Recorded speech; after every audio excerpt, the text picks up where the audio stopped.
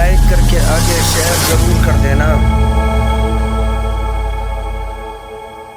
ایک دن یہ دنیا ختم ہو جائے گی، اور دنیا تو ہزاروں سالوں میں ختم ہوگی، لیکن ہماری اور آپ کی زندگی صرف 60-70 سال میں ختم ہو جائے گی۔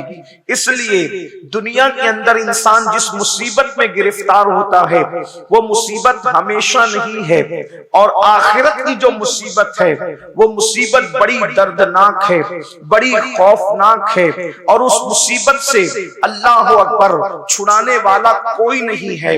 میرے آقا صلی اللہ علیہ وآلہ وسلم کے دیوانوں، اچھی طرح یاد رکھو، اگر دنیا کے اندر اللہ نہ کرے کوئی بندہ مصیبت میں پھنس جائے اور کوئی بندہ مصیبت کا شکار ہو جائے تو کبھی دوست بچانے کے لیے آ جاتے ہیں، کبھی بھائی بچانے کے لیے آ جاتے ہیں، بلکہ اللہ اکبر اس دنیا میں دین سے دوری کے باوجود، انسانیت سوزی کے باوجود، لوگ انسانیت سے بھی کوسوں دور ہو چکے، اس کے باوجود اب بھی دنیا میں اتنی ہمدردی ہے۔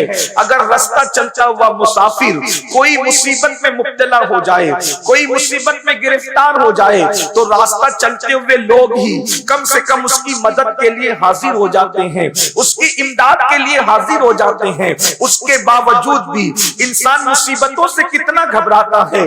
کوئی نہیں چاہتا کہ مجھ پر مصیبت آئے، کوئی نہیں چاہتا کہ مجھ پر بلائیں آئے، کوئی نہیں چاہتا کہ میں پریشان ہو جاؤں، اور اللہ سے دعا کرتا ہوں اللہ اکبر دور نزدیک سے آنے والوں، اللہ ذکر رسول کی محفل کے صدقے ہمیں اور آپ کو ہر مصیبت سے بچا لے، ہر تکلیف سے بچا لے، ہر بلا سے بچا لے۔ لیکن اللہ اکبر اب ذرا توجہ فرمائیں، جب دنیا کی مصیبتوں میں کبھی دوست مدد کرتا ہے، کبھی ماں مدد کرتی ہے، کبھی باپ مدد کرتا ہے، کبھی بھائی مدد کرتا ہے، کبھی بیٹے مدد کرتے ہیں، کبھی بیوی مدد کرتی ہے، کوئی نہ کوئی مدد کے لیے آ جاتا ہے، تو بھی دنیا کی مصیبتیں کتنی تکلیف دہ ہیں۔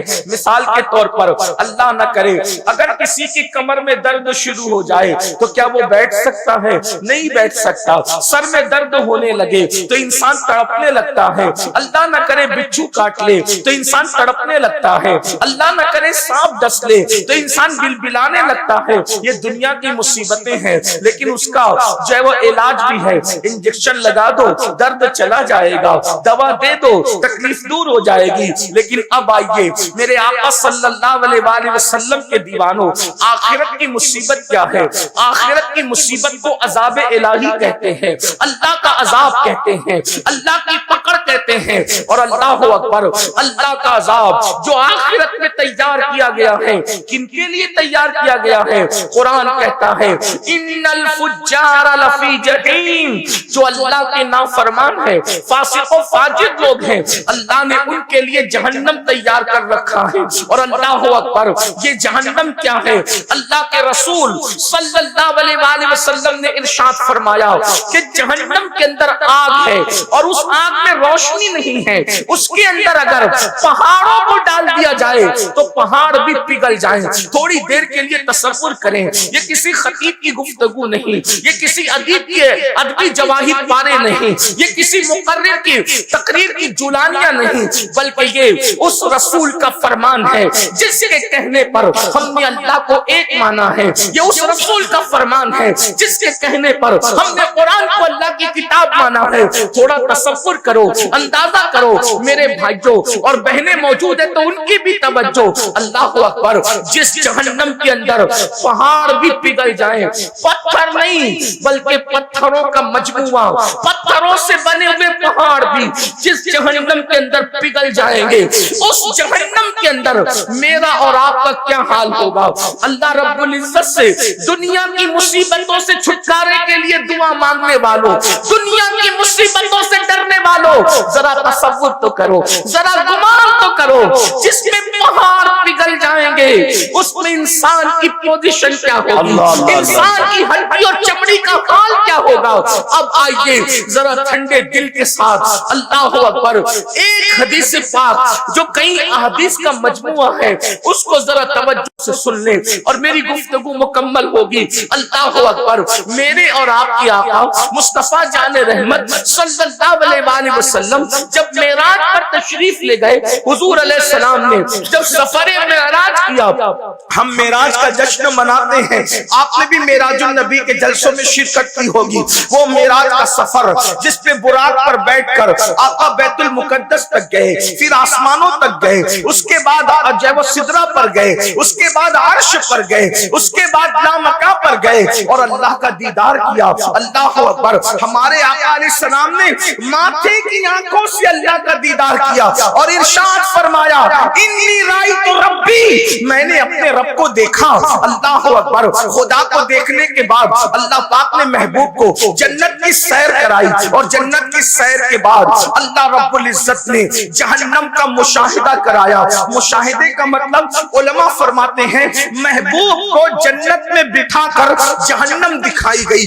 حبیب یہ جہنم دیکھیے. اب اللہ کے رسول علیہ السلام نے جو جہنم کا ماحول دیکھا اس کو بیان فرمایا. اس کو ذرا سن لے.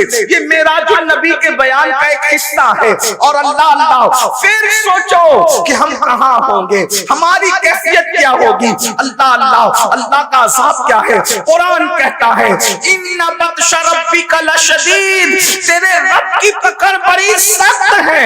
اللہ کی پکڑ سے ڈرو, اللہ کی پکڑ سے ڈرو. اس لیے کہ جب وہ پکڑ کرے گا, جب وہ عذاب دے گا تو بھائی کو پتہ بھی نہیں چلے گا, باپ کو پتہ بھی نہیں چلے گا, ماں کو پتہ بھی نہیں چلے گا.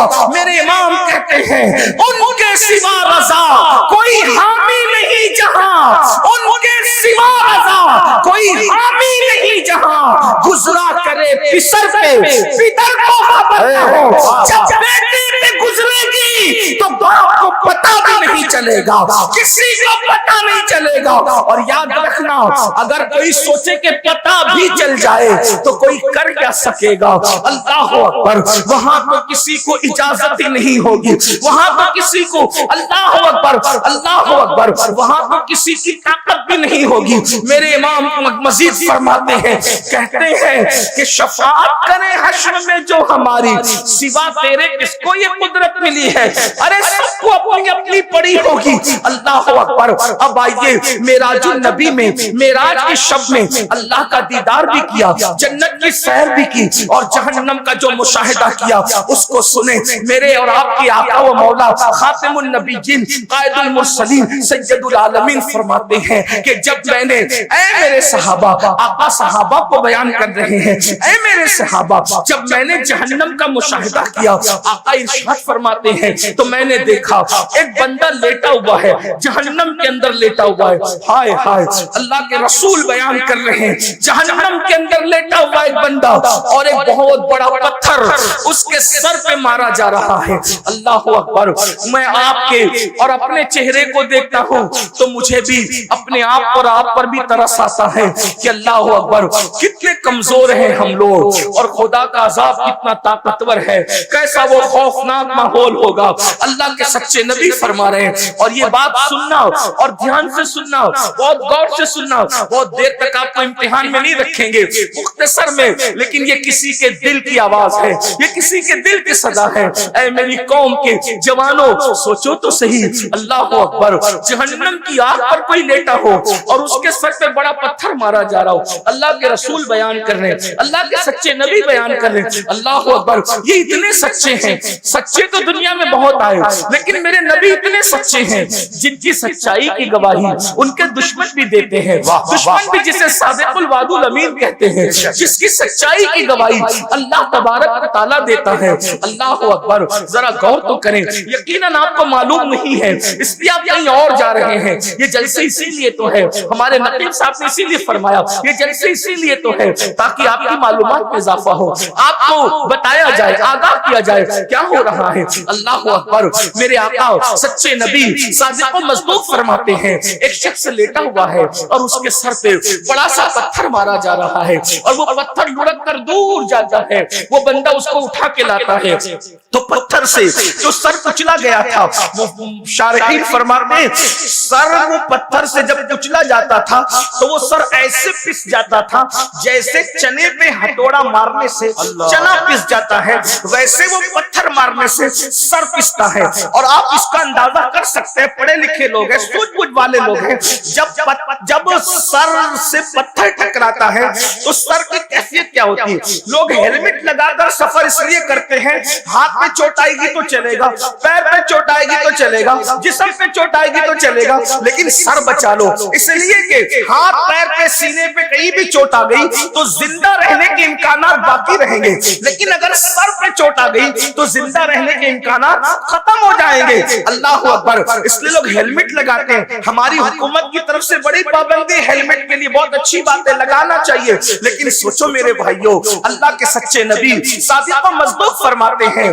سر کچلا جاتا ہے، اور اس کی کیفیت شارحین کیا بیان کر رہے ہیں؟ جیسے چنے پہ ہتھوڑا مارنے سے چنا پس جاتا ہے، اسی طرح سر کچلا جا رہا ہے، اور سر کچلنے کے بعد وہاں موت نہیں آنی ہے کسی کو، وہاں نہ جینے دیا جائے گا نہ مرنے دیا جائے گا۔